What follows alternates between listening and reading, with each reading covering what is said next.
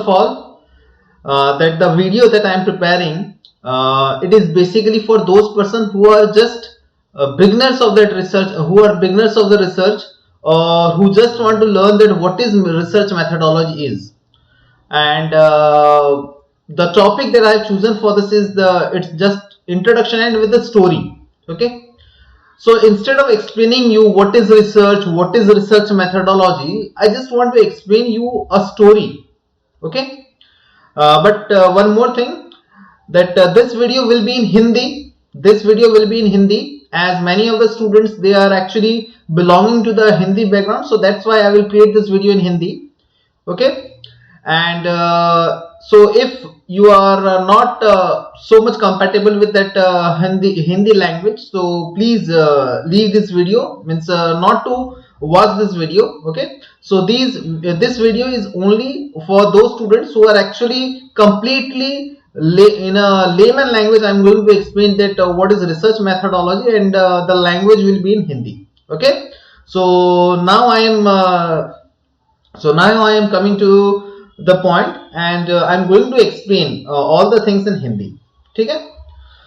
तो जो स्टूडेंट्स हैं वो क्या बोलते हैं कि उन लोग यही चाहते हैं कि रिसर्च मेथोडोलॉजी जो है उसका क्या बोलते हैं, कुछ आपका क्लासेस क्या बोलते हैं कि आपको प्रॉपर्ली हो.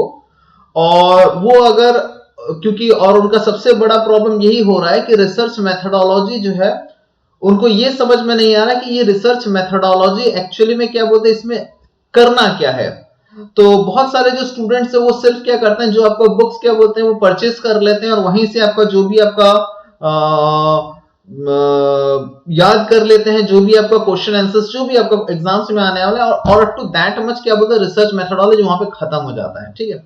लेकिन मैं जो आपको वीडियो में मैं आपको एक्सप्लेन करने वाला हूं, मैं बेसिकली मैं फोकस ये रहेगा मेरा कि रिसर्च मेथोडोलॉजी जो है ये आपका सब्जेक्ट क्यों है. ठीक है. आपको क्यों क्या बोलते हैं कि एक पेपर रिसर्च मेथोडोलॉजी आपकी पीजी में आपको क्या बोलते हैं पढ़ना पड़ता है.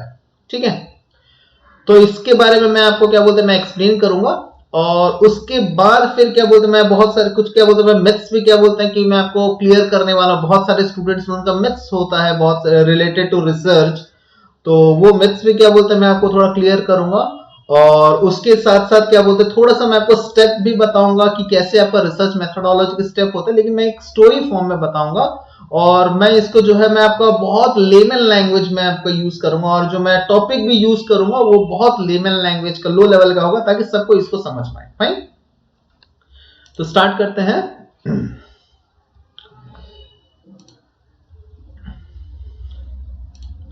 हाँ.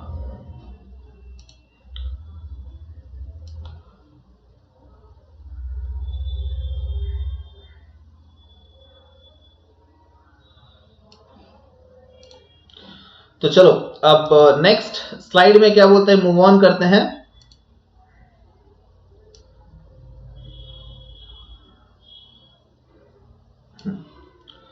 तो सबसे पहला मैं जो चीज मैं आप पे फोकस करना चाहता हूं, सबसे पहला जिस चीज पे मैं फोकस करना चाहता हूं वो ये है कि आपका रिसर्च मेथोडोलॉजी एक आपका सब्जेक्ट पेपर क्यों है, क्यों आपका क्या बोलते हैं पीजी स्टूडेंट्स को ये चीज पढ़ाया जाता है.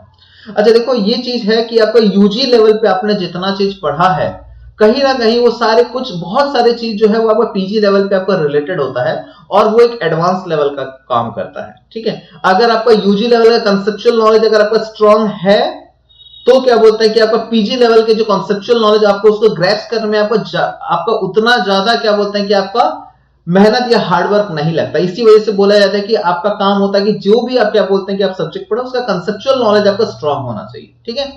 और वही चीज आपको रिसर्च मेथोडोलॉजी के साथ भी है. अब रिसर्च मेथोडोलॉजी सिर्फ आप उसको क्या बोलते हैं कि एक दूसरे क्या बोलते हैं थियरी पेपर की तरह आप उसको मत पढ़ें. आप उसके साथ साथ उसका जो प्रैक्टिकल इंप्लीकेशंस है वो अगर आपको समझ में आ जाता है तो इससे आपका आगे करियर एडवांसमेंट में आपका काम आएगा. जैसे कि जब आप पीएचडी करने जाते हैं तो बहुत सारे स्टूडेंट्स जो होता है आपका पीजी लेवल के बाद जब वो पीएचडी ज्वाइन करना चाहते हैं सबसे बड़ा प्रॉब्लम होता है क्या उनका एक गैप आ जाता है. ठीक है. सबसे बड़ा प्रॉब्लम जो होता है वो उनका गैप आ जाता है.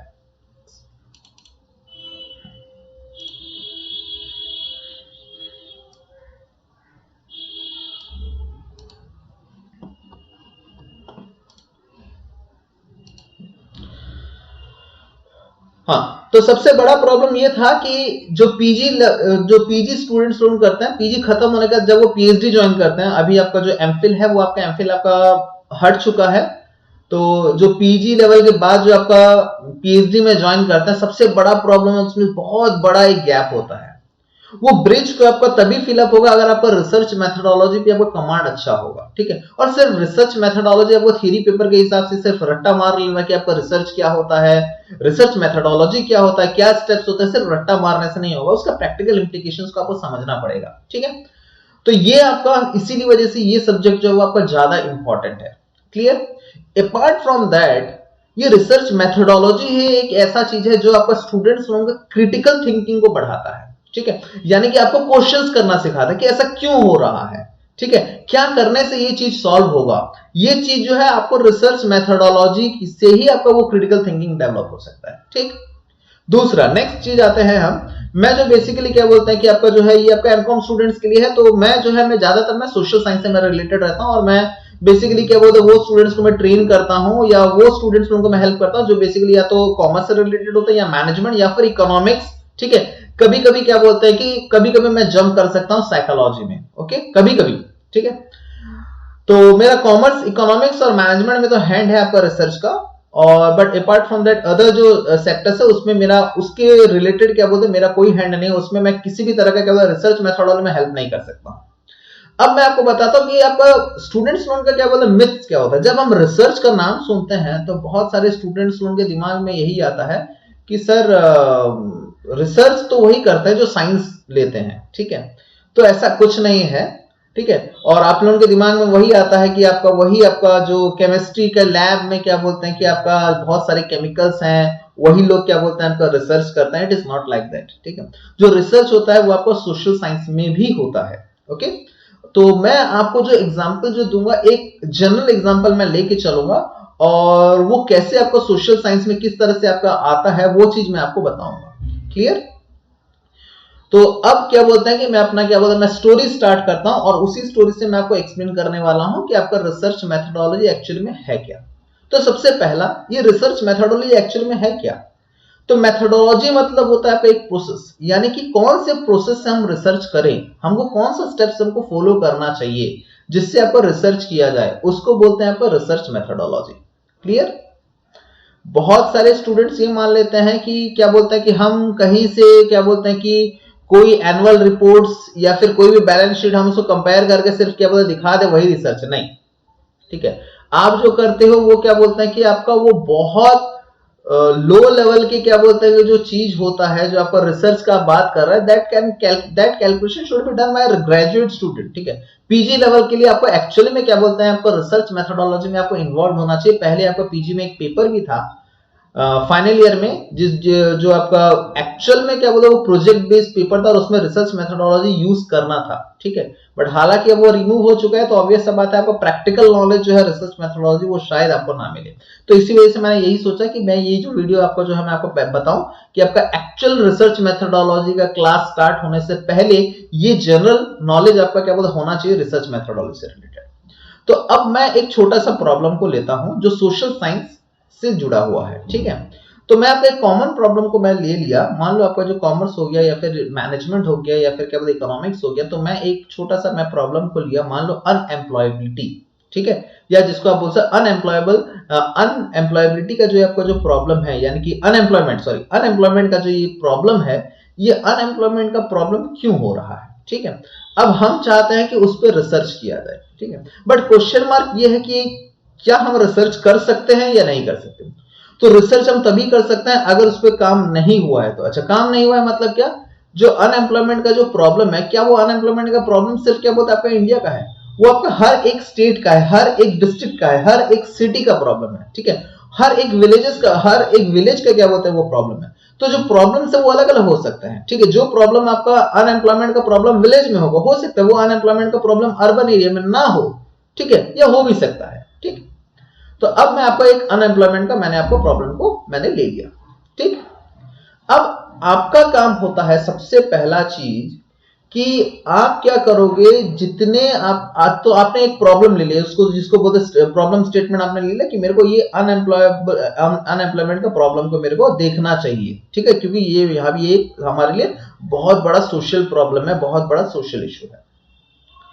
तो अब आप क्या बोलते हैं कि अब आप उस पर रिसर्च करेंगे। सबसे पहला चीज होता है आपको एग्जिस्टिंग लिटरेचर मतलब अनएम्प्लॉयमेंट से रिलेटेड अगर पहले अगर कोई काम अगर हो चुका है तो उसको आपको सबसे पहला क्या करना पड़ेगा, आपको ढूंढना पड़ेगा, उसको सबसे पहले आपको क्या करना पड़ेगा, आपको चेक करना पड़ेगा, ठीक है, जिसको हम बोलते हैं रिव्यू ऑफ लिटरेचर, या जिसको बहुत सारे क्या बोलते हैं पेपर्स में बोला जाता है लिटरेचर रिव्यू, ठीक है। अभी लिटरेचर रिव्यू क्या होगा, बहुत सारे जर्नल्स आते हैं, ठीक है, बहुत सारे जर्नल्स आते हैं, जो आपका स्कॉपस इंडेक्स भी होता है, वेब ऑफ साइंस इंडेक्स भी होता है, यूजीसी केयर लिस्ट क्या बोलता है इंडेक्स होता है। अगर आपको इससे रिलेटेड कुछ अगर इंफॉर्मेशन चाहिए तो मैं उसके लिए अलग सा वीडियो बना दूंगा, या फिर अलग सा मैं आपको क्या बोलता क्लासेस उसके लिए प्रोवाइड कर रहा हूँ। बट फॉर द टाइमिंग आप बस इतना जानकर रखो कि बहुत सारे जर्नल्स क्या बोलते हैं होते हैं, उसमें बहुत सारे रिसर्च पेपर्स होते हैं। कुछ रिसर्च पेपर्स हमको क्या बोलते हैं अनएम्प्लॉयमेंट या फिर कोई दूसरी जगह से मिल जाएंगे, और भी बहुत सारे सोर्सेस से आप बुक से भी क्या बोलते हैं आप ले सकते हो, आप एडिटेड बुक से भी आप प्रॉब्लम ले सकते हो। अगर आप चाहो तो कुछ आपका न्यूज़पेपर्स की कटिंग से भी आपको क्या बोलते हैं प्रॉब्लम को अगर स्टडी करना है तो आप कर सकते हैं। ओके, तो आपका सबसे पहला जो काम है, आपका सबसे पहला जो काम है वो ये है कि आपको क्या करना पड़ेगा, वो अनएम्प्लॉयमेंट का जो प्रॉब्लम है उसको आपको स्टडी करना है। क्लियर?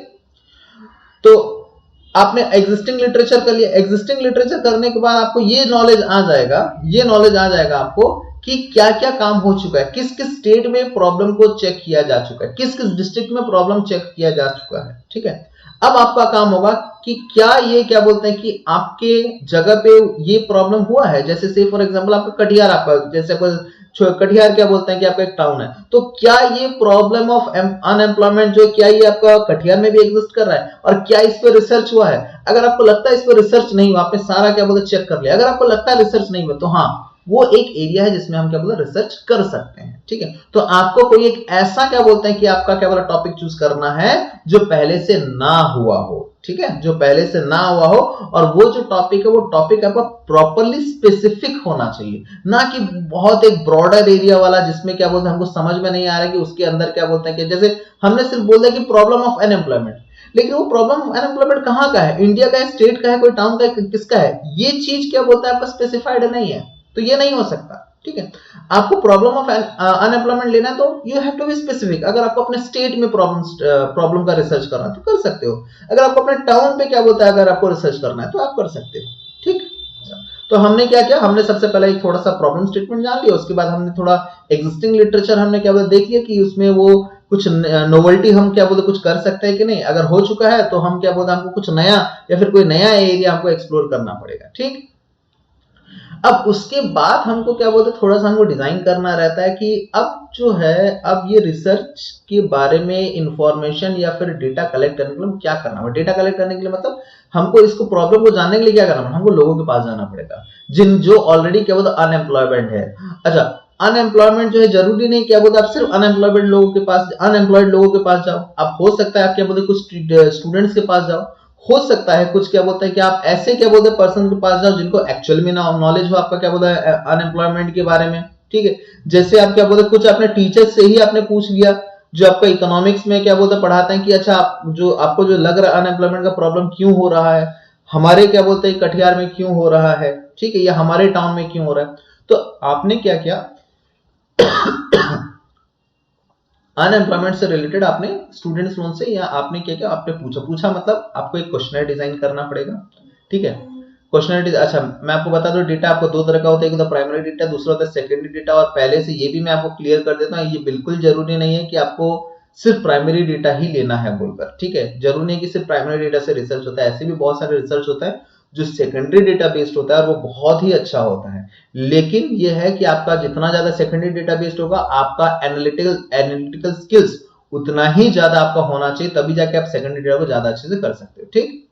तो अब जब आपने क्या बोला डिसाइड कर लिया कि मेरे को प्रॉब्लम को फाइंड आउट करना, अब आप क्या करो लोगों के पास जाके आप पहले एक क्वेश्चन डिजाइन कि मेरे को कौन कौन सा क्वेश्चन पूछना है, ठीक है। जैसे क्या बोलते हैं कि ऐसे कौन कौन से फैक्टर्स हैं जिसकी वजह से अनएम्प्लॉयमेंट बढ़ रहा है। जैसे एग्जांपल के तौर पे क्या हमारे कटिहार में क्या बोलते हैं कि इंडस्ट्रीज नहीं है, ये एक सबसे बड़ा रीजन है जिसकी वजह से क्या बोलते हैं अनएम्प्लॉयमेंट बढ़ रहा है। आप रेटिंग दे सकते हो 1 से लेकर 5 तक, ठीक है, जिसको हम बोलते हैं लिकर्ट स्केल, ओके। तो क्या होम सिकनेस एक प्रॉब्लम है जिसकी वजह से क्या बोलते हैं कि ये प्रॉब्लम क्या बोलते हैं बढ़ रहा है? तो ऐसे बहुत सारे फैक्टर्स क्या बोलते हैं आपके निकलेंगे, और वो फैक्टर्स आपको क्या करना पड़ेगा, आप लोगों से पूछना पड़ेगा कौन सा फैक्टर कितना रेस्पॉन्सिबल है अनएम्प्लॉयमेंट के लिए। ठीक, अब आप जब क्या बोलते हैं कि आपने जब रेस्पॉन्सेस ले आए, उसके बाद आपका काम ये होता है कि जो रेस्पॉन्सेस आपने लाया, अब वो रेस्पॉन्सेस को आपको क्या करना पड़ेगा, आपको एनालाइज करना पड़ेगा, आपको टेबल्स के थ्रू, आपको क्या बोलते हैं कि जो अगर आपको चार्ट्स बनाना है, चार्ट्स के थ्रू अगर आपको डिपिक्ट करना है तो वो आप कर सकते हो। ओके, बट काम यहाँ पे खत्म नहीं होता। जब हम क्या बोलते हैं रिसर्च करते हैं, हमारे दिमाग में एक हाइपोथेसिस होता है। हाइपोथेसिस मतलब कुछ एजम्पशंस हम मान के चलते हैं, जैसे कि हम जितने भी प्रॉब्लम्स को हम लिए हैं जो अनएम्प्लॉयमेंट का प्रॉब्लम को बढ़ाता है, जितने भी फैक्टर्स को, सारे फैक्टर्स क्या बोलते हैं कि इक्वली रेस्पॉन्सिबल है। अच्छा, मैं ऐसे क्यों बोल रहा हूँ इक्वली रेस्पॉन्सिबल? देखो, जब आप कोई डॉक्टर के पास जाते हो और जब आप क्या बोलते हैं टेस्टिंग करवाते हो, तो डॉक्टर पहले एज्यूम करके चलता है कि आपको कुछ नहीं हुआ है। ठीक, और जब वो आपका टेस्टिंग करता है और जब आपका रिपोर्ट क्या बोलते पॉजिटिव आता है या फिर आपका सिग्निफिकेंट आता है, तब वो आपको बताता है कि हाँ आपको ये चीज का प्रॉब्लम है। बोलता सेम चीज, हमको ये नहीं सोचना कि हमारा यही प्रॉब्लम हुआ होगा। बोलता हम ये मानेंगे कि हाँ जितने भी फैक्टर्स हैं वो या तो रेस्पॉन्सिबल नहीं है या तो वो इक्वली रेस्पॉन्सिबल है।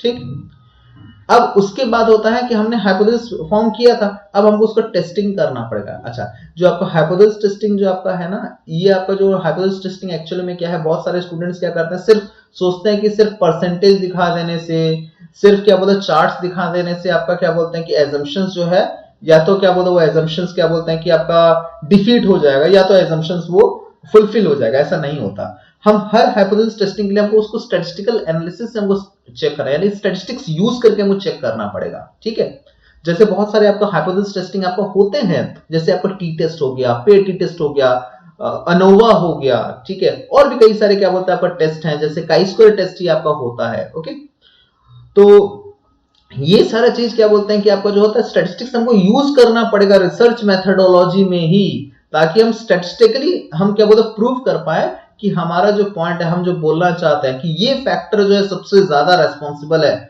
वो आपका क्या बोलता है आपका ऑथेंटिक हो। सिर्फ क्या बोलते हैं ऐसे चार्ट्स देखकर या फिर नंबर्स देख के हम उसको कंक्लूजन नहीं ड्रॉ कर सकते, क्योंकि हमने क्या किया है, हमने कुछ को उठाया। हम सारे स्टूडेंट से थोड़ी, कटिहार के पूरे क्या बोलते हैं लोगों से हम थोड़ी भरवा पाएंगे। कटिहार में मान लो क्या बोलते हैं कि आपका 1 करोड़ क्या बोलते हैं पॉपुलेशन, या फिर 10 लाख या 20 लाख का पॉपुलेशन, क्या ये पॉसिबल है कि 20 लाख का पॉपुलेशन को क्या बोलते हैं हम कवर कर पाए? पॉसिबल नहीं है। तो हम क्या करते हैं, हम सैंपल साइज लेते हैं। ठीक है, जिसको हम बोलते हैं सैंपलिंग। सैंपल साइज मतलब आप क्या करते हैं, आप कुछ लोगों को उठा के उनसे आप ओपिनियन पूछते हो। ठीक है, कि आपके ओपिनियन के हिसाब से क्या है। ठीक है, तो जनरली हम क्या करते हैं, हम बोलते हैं कि 400 या 500 से आप ले लो। अच्छा, मैं आपको ये बता देता हूं, मैं यहाँ पे लेमन लैंग्वेज यूज कर रहा हूं, 400 और 500 नहीं, ऐसा नहीं होता। जब हम क्या बोलते हैं कि अब पर्टिकुलरली जब हम सैंपल साइज जब हम सिलेक्ट करेंगे ना, तो भी उसका एक साइंटिफिक कैलकुलेशन होता है या एक साइंटिफिक मेथड हमको यूज करना पड़ता है। अलग अलग मेथड्स होते हैं आपका सैंपलिंग, वो यूज करना पड़ता है सैंपलिंग के लिए, और कितना साइज ऑफ द सैंपल होगा ताकि वो आपका एक्चुअल प्रॉब्लम को वो रिफ्लेक्ट कर पाएगा। ठीक है, जिसको बोलते हैं सैंपलिंग। सैंपलिंग ले लिया अपना, उसी लोगों से आप क्या वो आपको पूछना है, आपका डेटा क्या बोलते हैं आ गया, और डेटा आने के बाद फिर आप क्या करते हो, उसको आप हाइपोथेसिस टेस्टिंग आप करते हैं। ठीक है, हाइपोथेसिस टेस्टिंग से आपका रिजल्ट जो है, या तो आपका हो सकता है आपने बोला कि सारे फैक्टर्स है वो इक्वली रेस्पॉन्सिबल है। ठीक है, तो अगर आपको वो रिजल्ट आता है तब तो आप बोल सकते हो हाँ ये सारे फैक्टर्स क्या बोलते इक्वली रेस्पॉन्सिबल है, लेकिन ऐसा प्रैक्टिकली होगा नहीं। हो सकता है बहुत सारे आपका कुछ ऐसे रिजल्ट आए जो क्या बोलते हैं कि आपका ज्यादा आए या कम आए, या हो सकता है कुछ कुछ आपको सिमिलर आए, जैसे किसी का क्या बोलते हैं 97 आए, किसी का क्या बोलते हैं कि आपका 95 आए। तो आप सोच रहे हो कि मैं 97 को क्या बोलते हैं मैं दिखा दूं, नहीं ऐसा नहीं होता। आपको उसके लिए स्टैटिस्टिकली टेस्ट लगा के उसको चेक करना पड़ेगा वो हाइपोथेसिस को कि क्या ये एक्चुअल में सिग्निफिकेंट रिजल्ट है कि नहीं है। क्लियर हो गया? अब जो आपने हाइपोथेसिस टेस्टिंग जिसका हम क्या बोलते हैं आगे क्या रिसर्च मेथोडोलॉजी में एक चैप्टर होगा जिसको हम पढ़ने वाले हैं, उसमें कैलकुलेशंस होगा, पूरा स्टैटिस्टिक्स कैलकुलेशन होगा, जिसमें आपको क्या करना पड़ेगा, वो डेटा कलेक्ट करके आपको वो चेक करना पड़ेगा, कैलकुलेशन करना पड़ेगा। अच्छा, फिर आप सोचोगे सर हाथ से डेटा कलेक्ट करना 400-500 डेटा, मैं बोलता नहीं, ऐसे सॉफ्टवेयर हैं जो क्या बोलते हैं कि आपका ये सारा काम करते हैं। ठीक है।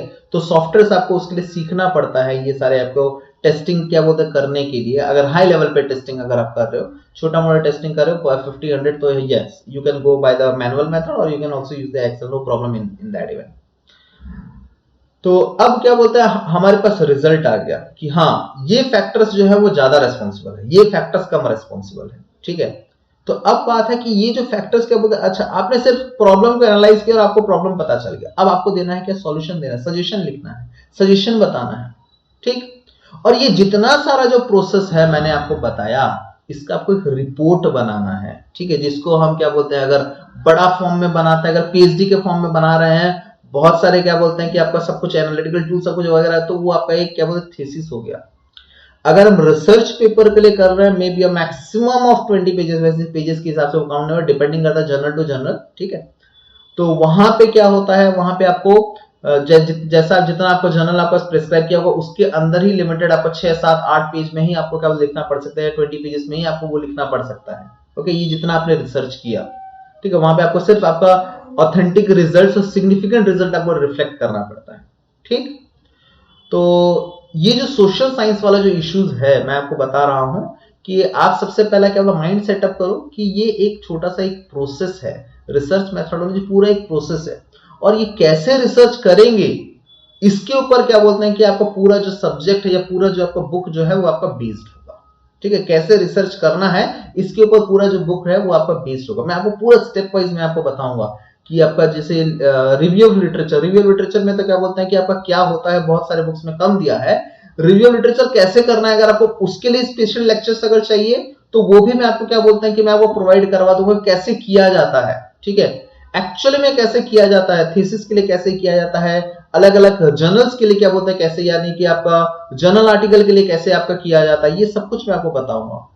हाइपोथेसिस कैसे आपको फ्रेम किया जाता है, मैंने तो आपको बोल दिया सिर्फ, लेकिन जब आप क्या बोलते हैं हाइपोथेसिस फ्रेम करते हैं तो हमको पहले से सोचना पड़ता है। जब हम क्वेश्चनर फ्रेम करते हैं उस टाइम पे हमको सोचना पड़ता है कि हमको एजम्पशंस क्या रखना है, ओके। तो आगे जो आपको मैं ये जो आप सिर्फ मैंने आपको एक बेसिक एक फंडामेंटल आइडिया दिया कि हाँ ये रिसर्च होता है, इस तरह से रिसर्च होता है, छोटा सा एग्जांपल से। हो सकता है मैं आपका जो फ्यूचर में जब आपका हो तो आपको जब आपको टाइम अगर हो तो और एक डिटेल एग्जांपल अगर आपको जाना है तो वो भी मैं आपको दे सकता हूँ, फाइन। तो आज बस क्या बोलते हैं सिर्फ इतना जानो कि रिसर्च मेथोडोलॉजी आपको क्या है, हमने को क्यों जरूरत है रिसर्च मेथोडोलॉजी पढ़ने का। मैं आपको बताया था कि अगर आपको पीएचडी करना है तो आपको ये गैप फिल करना पड़ेगा, आपको रिसर्च मेथोडोलॉजी में प्रॉपर कमांड होना चाहिए, सिर्फ थियोरेटिकली नहीं, सिर्फ रट्टा मारने से नहीं होगा, उसको प्रैक्टिकली अप्लाई करने का कमांड होना चाहिए, तब जाके आपका पीएचडी अच्छा होगा और आप प्रॉपर्ली स्मूथ भी होगा, ठीक है। इवन पीएचडी में जाके आपको अलग सा रिसर्च मेथोडोलॉजी के लिए भी आपको फिर पढ़ना पड़ेगा, ठीक है, लेकिन उसके लिए आपको इंटरव्यू क्रैक करना पड़ेगा, इंटरव्यू के लिए आपको रिसर्च मेथोडोलॉजी आपको आना चाहिए, क्लियर है। तो होप कि बहुत सारे जो मैथ्स है आपका क्या बोलते हैं कि जो सोशल साइंस के जो स्टूडेंट्स हैं उनका क्लियर हो गया होगा, ओके।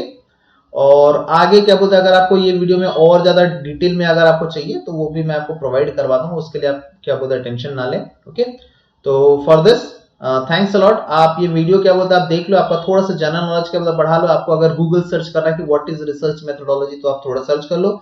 नेक्स्ट क्लास जो हम क्या बोलते हैं मैं लूंगा वो आपका क्या बोलता है टाइप्स ऑफ रिसर्च के बारे में होगा। रिसर्च एक तरह का नहीं होता, अलग अलग तरीके के रिसर्च होते हैं, अलग अलग, जैसे आपका साइंस में जिस तरह से रिसर्च होगा जरूरी थोड़ी कि सोशल साइंस में उस तरह से रिसर्च होगा। हाँ, रिपोर्ट जनरेशन हो सकता है एक ही जैसा हो, उसी फॉर्मेट में हो, लेकिन क्या बोलते हैं कि आपका प्रोसेस अलग अलग रहेगा। उन लोग तो क्या बोलते हैं कि आपका मशीन्स, आपका ह्यूमन बॉडीज, वो सेल्स उस पर टेस्टिंग करते होंगे, ठीक है, केमिकल्स के साथ, बट हमारा जो रिसर्च हमारा सोशल प्रॉब्लम्स में हमारा ज्यादा रिसर्च होता है, ठीक है, क्लियर हो गया।